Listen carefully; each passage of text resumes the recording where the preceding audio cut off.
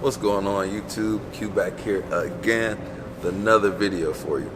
Today's video, I'm in City of Cars right now. Shout out to them. They treat me like family. So I'm in here now with my ZL1 and I'm trying to figure out which car I can replace my 2022 ZL1 with. If you haven't seen the video before, my ZL1 is for sale. It's available at City of Cars. Check them out, cityofcars.com.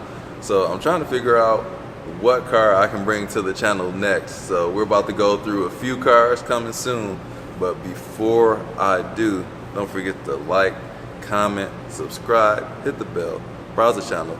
Let's jump into it.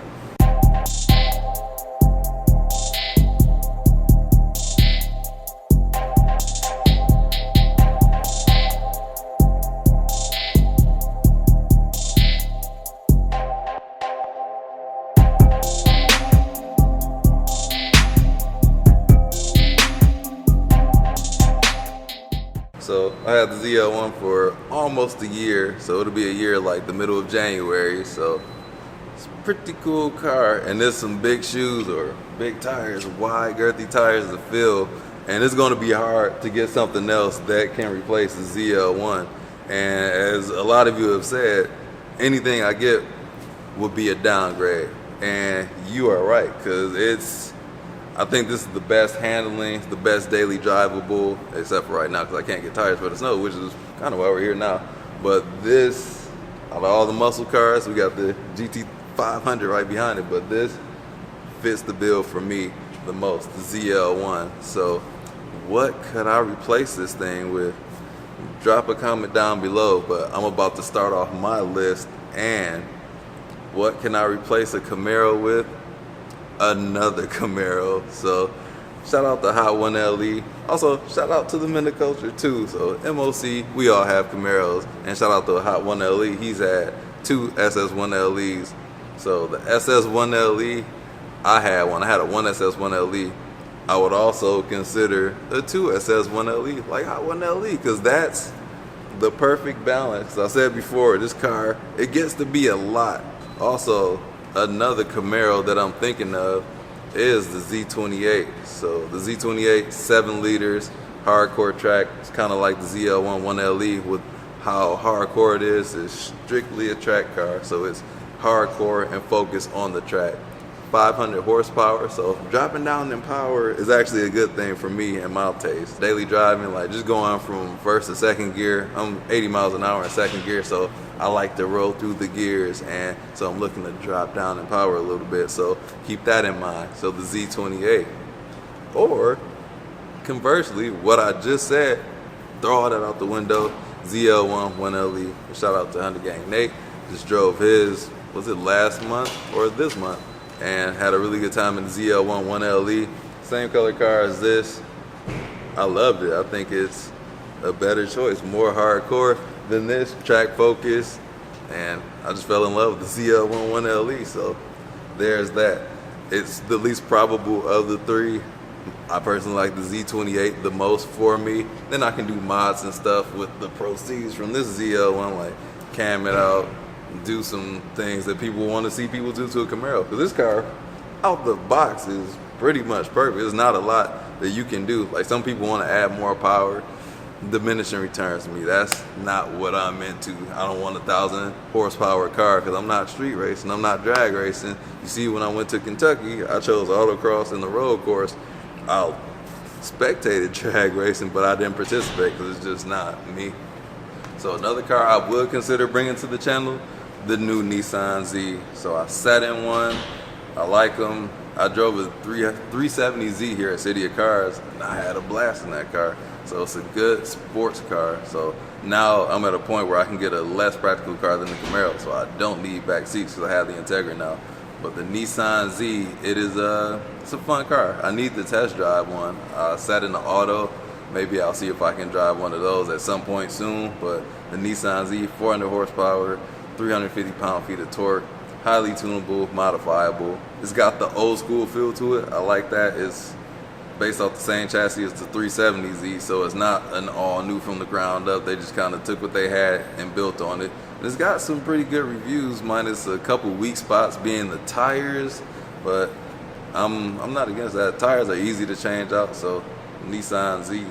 So the next car on the list, we have M2 competition, but I'm thinking about the Supra. It's got the same 3-liter inline, and pause before you get to the keyboard, the 3-liter inline from BMW. So the Toyota Supra has that. Now it has the manual for the 2023 model year. That ticks the boxes for me. Like the Supras, great handling. Not sure about the steering feel, but it's got the power, easily tunable, modifiable, great aftermarket. I can have fun with that.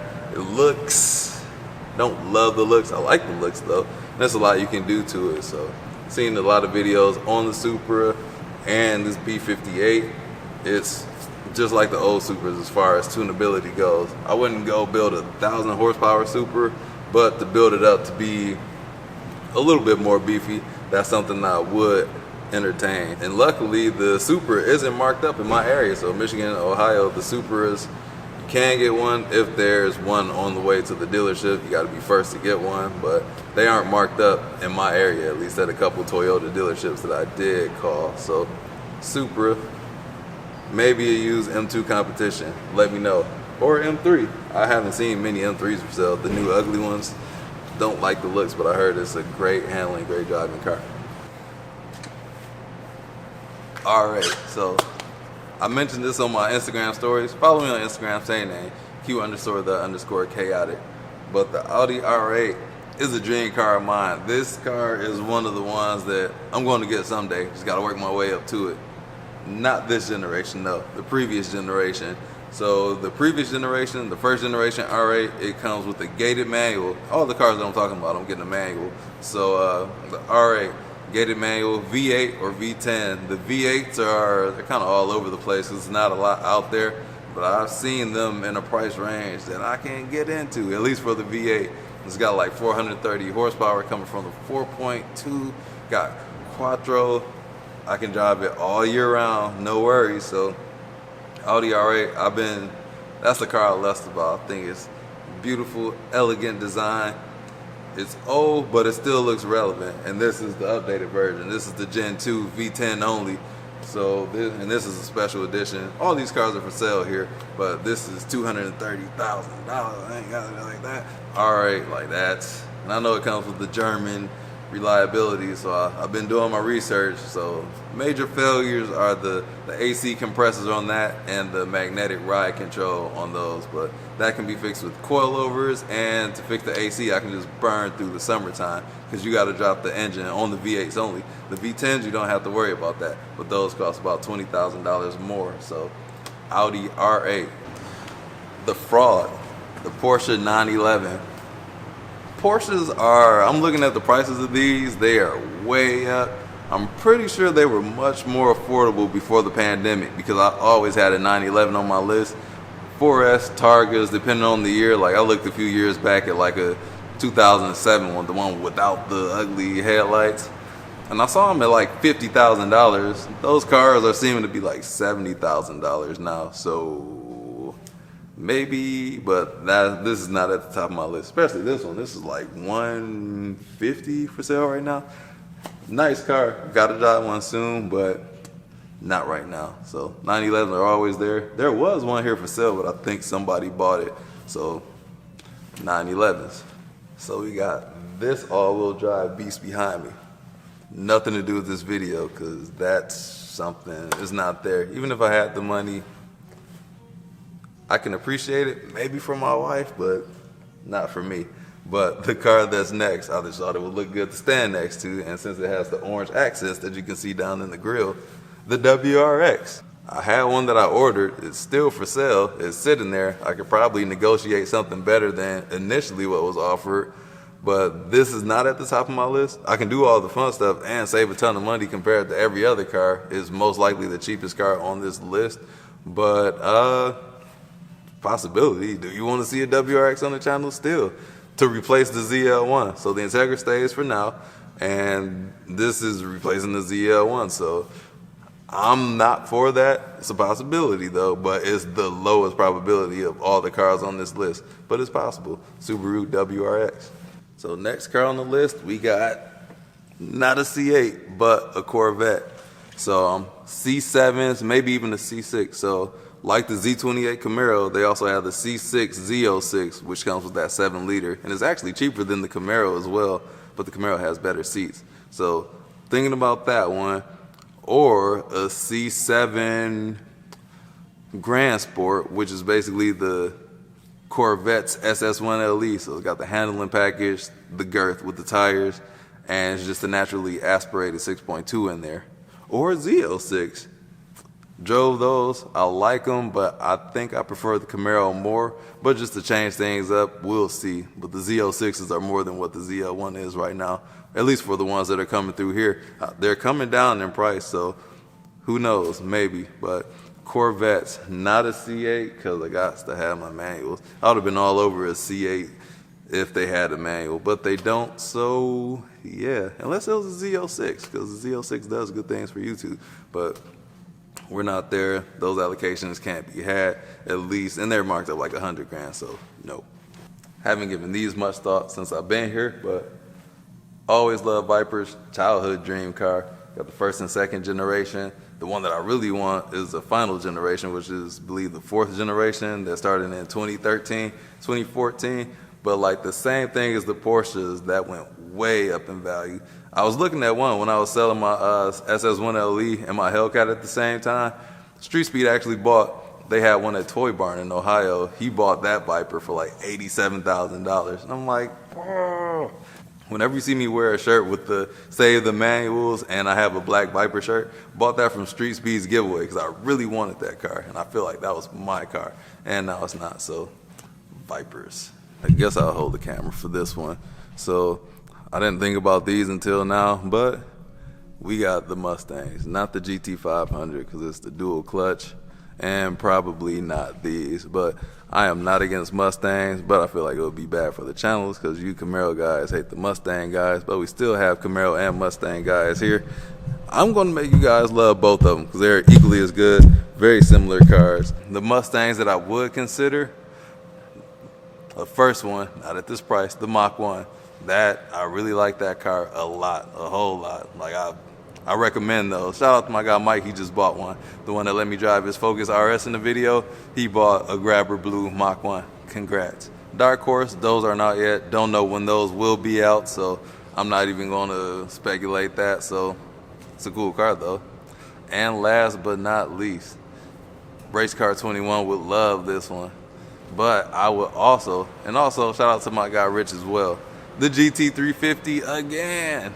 But an R, I would get a GT350R. They don't have back seats. They did at one point, you could order them with the back seat kit, and they took them away. But GT350R, like I still love those cars. Even dealing with the potential engine problems, which they are there. I experienced them, and I know other YouTubers and other people on Instagram that tell me about these issues. So when people say like, oh, it didn't happen to mine, like I know it might be overblown, but it happens. Even the 2019s and 2020s. Well, at least the 2019, because I had one personally. So, and then the Gen 2 motors, Burlaker had one. His Gen 2 motor blew up, and Nanu Garage, his blew up as well. So I think it's just the nature of that high compression engine. They just aren't built to be driven every day. It's kind of like Ferraris. Oh, we got the Ferrari over here, 458. One of the cars they benchmarked for the GT350, and they did that with the Corvette as well, the Z06. And the Z06, they also benchmarked the GT350, but they will never admit that because they're saying they're exotic. But I know for a fact GM benchmarked that Corvette engine with the GT350 because it is the one flat plane crank engine that is meant to be driven at higher mileage. These Ferraris, they don't see a lot of miles, so Corvette had to benchmark somebody with one, and that would be Ford. Let me know about all the cars that I mentioned in this video. What would you think would be the top 3? Drop a comment below. So my top 3 would be Z28, Supra, manual, R8. So those are my top 3. We got a little bit of time because the Camaro's still here, but this is just what I'm thinking right now. Let me know what you think. If I missed anything off this list that you would like to see me do my long ownership, like my 1 year, or it'll be a car that R8. That's my dream car. I don't see myself getting rid of that. Let me know what you think. As always, don't forget to like, comment, subscribe, hit the bell, browse the channel. Check out City of Cars, our friends here, cityofcars.com here in Troy, Michigan. Always let me come here whenever to do my thing here. They even turn the music off for me so I can get monetized for this video. But thank them very much. Shout out to the staff here, and I will catch you all on the next video. Peace out.